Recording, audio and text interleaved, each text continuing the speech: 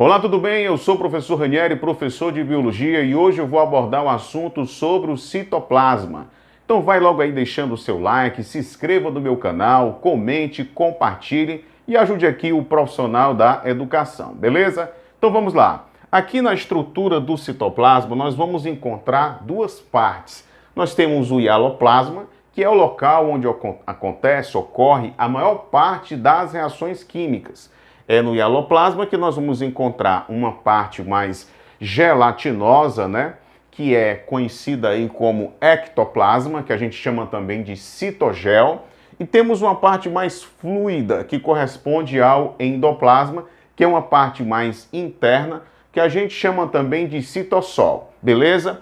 E temos também aqui na parte do citoplasma uma rede de endomembranas e as organelas, como o complexo golgiense, as mitocôndrias, os lisossomos, que são estruturas membranosas. Tranquilo? E aqui no hialoplasma nós vamos encontrar a parte chamada de citoesqueleto, né? Quando a gente fala de esqueleto, a gente só se lembra, né, do nosso aí esqueleto, né? Esqueleto ali bem bonitinho, né, que é o nosso. O esqueleto, ele é responsável pelo quê? Do nosso corpo. Ele é responsável pela forma, né, da nossa anatomia também, né, da estrutura corporal. É importante para a sustentação do nosso corpo e também para o nosso movimento. E em relação à célula, como é que isso funciona?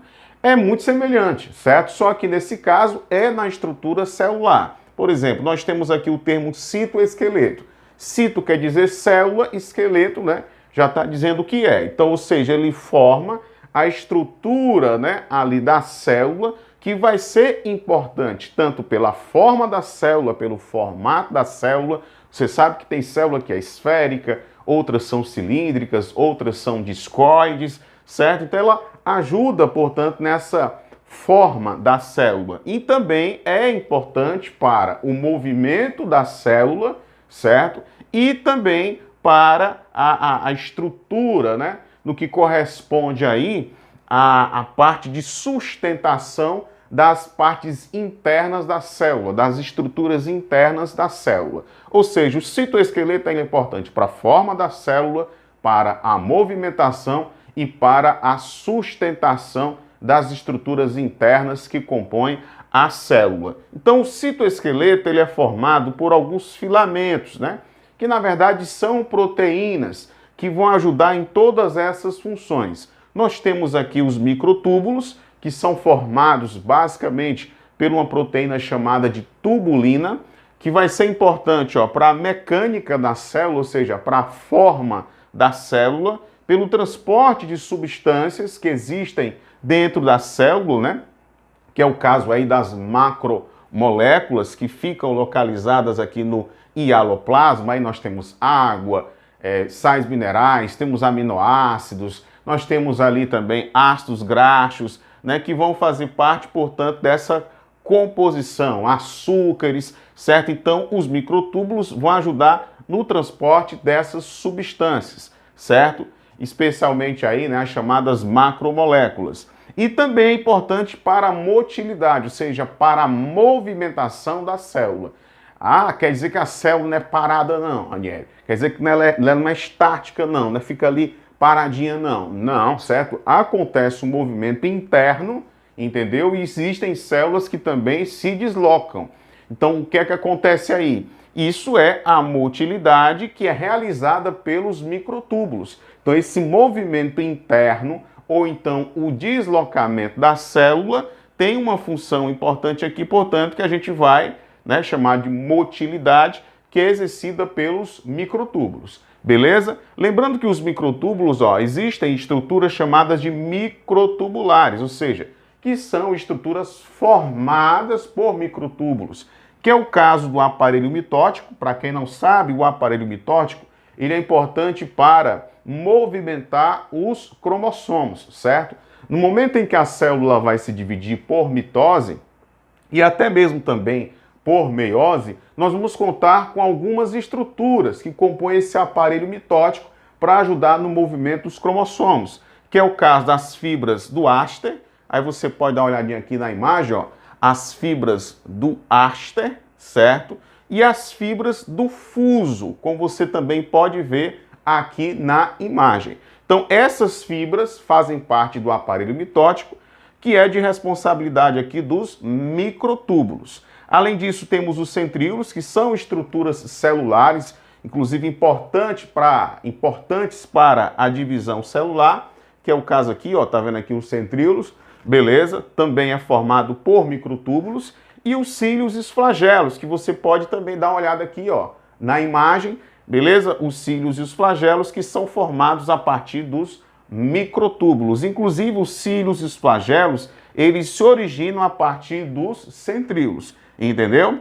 E aí a diferença que existe, né, entre cílios e flagelos é o seguinte, presta atenção aí, cuida, presta atenção. Os cílios, eles se apresentam em maior quantidade, mas são menores. Os flagelos não, os flagelos são estruturas maiores, mas se apresentam em menor quantidade. Os cílios, por exemplo, a gente vai encontrar na nossa traqueia, que é importante para remover as impurezas, para que não haja a entrada de micro-organismos, né, de corpos, de agentes estranhos, certo?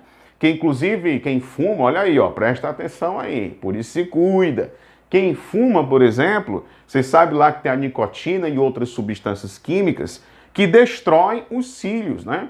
E isso faz com que o indivíduo apresente problemas na traqueia, apresente problemas na laringe, apresente problemas até mesmo nos pulmões, porque como os cílios são destruídos, não tem como remover essas impurezas. Então elas acabam entrando, inclusive bactérias, né, outros micro-organismos podem entrar e causar algum tipo de infecção.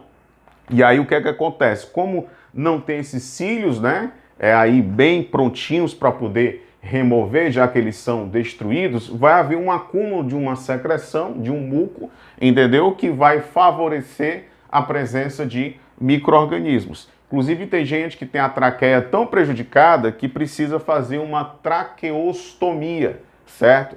Para poder, então, né, ajudar aí no funcionamento do seu organismo, certo? E aí temos os flagelos, né, que a gente vai ver, por exemplo, no espermatozoide, né? Nós temos o flagelo, beleza? Então, olha, a proteína que compõe os microtúbulos, presta atenção aí, é a tubulina. Já os microfilamentos, eles são formados por actina e miosina, que são proteínas importantes, portanto, para essa função que é chamada de contração. A célula se contrai também. E essa é, portanto, uma função exercida pelos microfilamentos. E a outra aqui, ó, são os filamentos chamados de intermediários, que são formados principalmente pela proteína chamada queratina. E ela é fundamental na função aí estrutural, na composição estrutural. Composição estrutural de quê? Nós temos, por exemplo, os neurônios, aqui você pode ver na imagem, ó, que o neurônio ele é formado basicamente pelo quê? Ele tem aqui a região dos dendritos, tem um corpo celular onde vai ficar o seu material genético, tem os axônios, tem as terminações, né, de axônios e tem a bainha mielínica que vai envolvendo a estrutura do axônio. Então, essa parte dos dendritos e essa parte dos axônios são formados aí basicamente pelo quê? Por filamentos intermediários. Tranquilo? Certo? Além do neurônio, nós temos também uma outra estrutura, uma outra célula, que chama-se células da glia ou gliócitos, que também são formados por filamentos intermediários. Tranquilo? Belezinha? Valeu, um abraço para você e até a próxima com mais biologia para você.